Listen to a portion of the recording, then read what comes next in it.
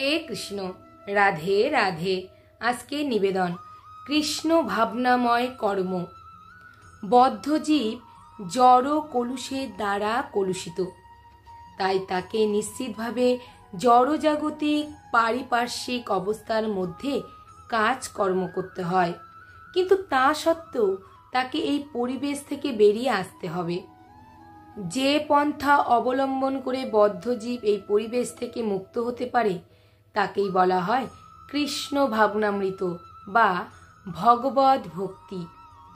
উদাহরণস্বরূপ বলা যেতে পারে যে নানা রকম দুগ্ধজাত খাদ্যের অত্যাহারের ফলে যখন পেটের অসুখ হয় তখন আরেকটি দুগ্ধজাত খাদ্য দইয়ের দ্বারা সেই রোগ নিরাময় করা যায়। ঠিক তেমনি বিষয়াসক্ত বদ্ধজীবের ভবরোগ নিরাময় করা যায় ভগবদ গীতায় বর্ণিত কৃষ্ণ ভাবনার অমৃতের দ্বারা।